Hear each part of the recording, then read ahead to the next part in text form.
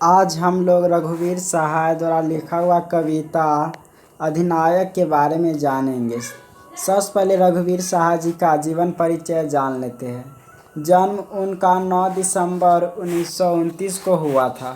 निधन 30 दिसंबर 1990 को और उनका जन्म स्थान लखनऊ उत्तर प्रदेश। पिता हरदेव सहाय जो एक शिक्षक थे। शिक्षा उन्होंने MA अंग्रेजी लखनऊ विश्वविद्यालय से उन्होंने की।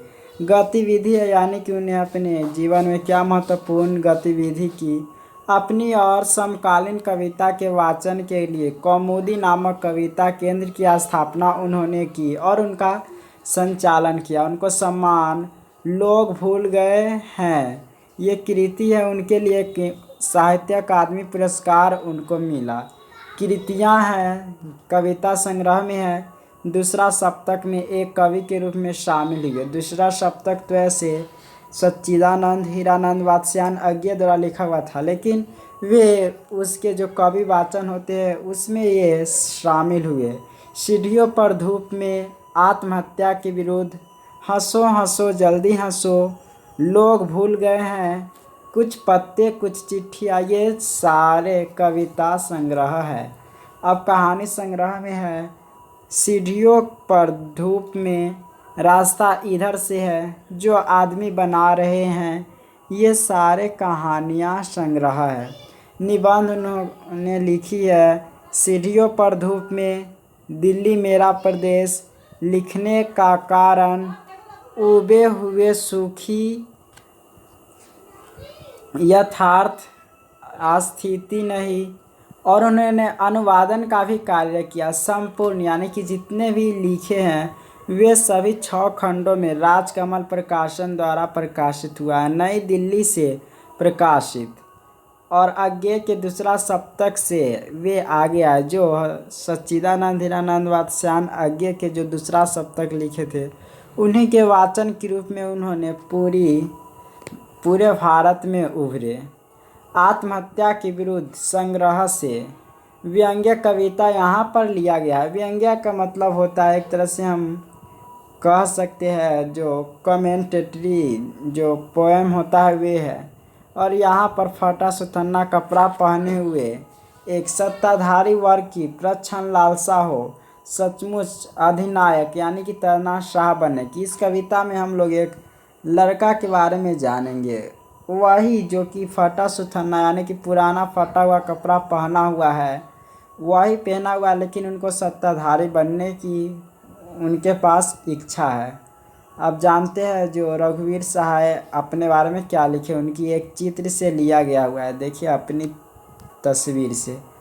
समाज में रहते हुए मैं दाढ़ी बढ़ाकर भी नहीं घूमता, कपड़े इस तरह के नहीं पहनता कि लोग कह उठे वह देखो कवि आया, और बात इस तरह से नहीं करता कि लोग परे हटकर अदब से बैठे, यानी कि मैं इस तरह से भी नहीं बोलता हूँ। कवि अपने बारे में कहते हैं मैं इस तरह से भी नहीं बात करता हूँ कि लोग हमसे अलग बैठे। पर इस बात ज़रूर करता हूँ कि सिर्फ वे ही लोग दोबारा मिलना चाहे जो निर्भय हो, यानी कि जो किसी से डरता नहीं हो, यानी कि मुझसे भी नहीं, और बिना अकारण यानी कि किसी कारण अपना आदर दिखाए या आदर मांगे दोबारा मिल सकते हैं। मतलब बिना किसी कारण से ही वे मुझे आदर दे, मैं इस तरह से उसके साथ व्यवहार करता हूँ। अब ये कवि परिचय था। अब हम लोग अधिनायक कविता जानेंगे।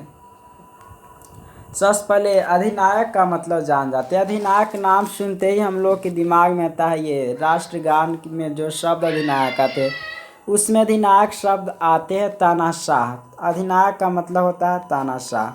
तो ये इसी के बारे में जानेंगे। राष्ट्रीय गीत में भला कौन वह भारत भाग्य विधाता है, फटा सुथन्ना पहने जिसका गुण चलना गाता है।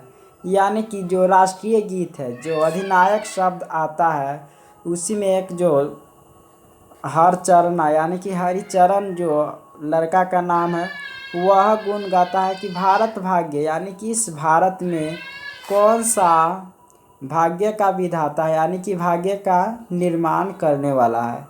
और यह फटा सुथना कपड़ा पहनकर हरचरना नाम का एक लड़का यह बात बोलता है। तो यही अर्थ है कि इस राष्ट्रीय गीत में जो गुण गाता है हलचलना कपड़ा फटा पुराना पहनकर, तो यही कहता से भारत के भाग्य का निर्माता कौन है। तो इस लाइन का यही अर्थ है।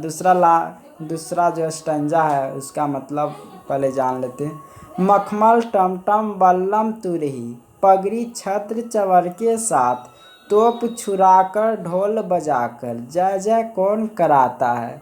यानी कि मखमल टमटम बल्लम तुरही, इसका मतलब है जो मखमल कपड़ा बल्लम तुरही, ये तुरही होता है एक यंत्र होता है जिससे मतलब अगर कहीं युद्ध होता है पुराने ज़माना में, ये युद्ध जब होती थी तो उस समय इस तरह के जो यंत्र होते थे ऊपर आवाज़ और ये बजाते थे।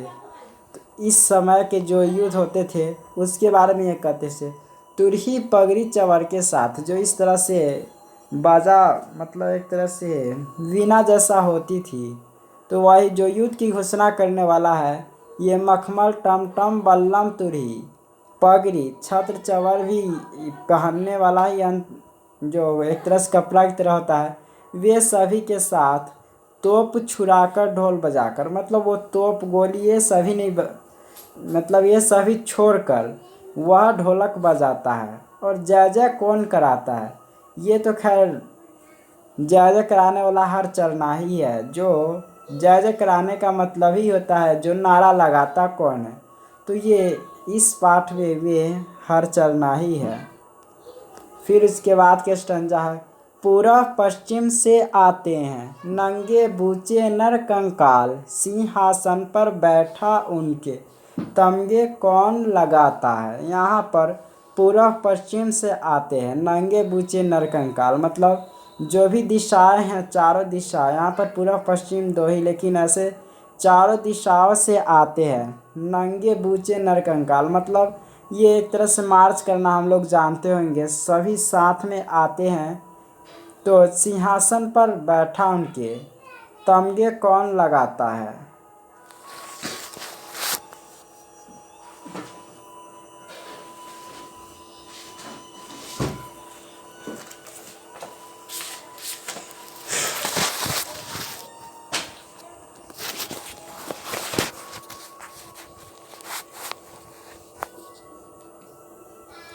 ये सभी जब सिंहासन पर बैठते हैं तब कहते तमगे कौन लगाता है। तमगे कौन लगाने का मतलब होता है मेडल, जो किसी जीत कराते हैं तो उससे मेडल दिया जाता है। तो वही कवि कहते हैं जो सिंहासन पर बैठा उनके तमगे कौन लगाता है, इसका यही अर्थ है। फिर इसके बाद है कौन कौन है वह महाबली जनगण में अधिनायक वह महाबली डरा हुआ मन बेमन जिसका बाजा रोज बजाता है।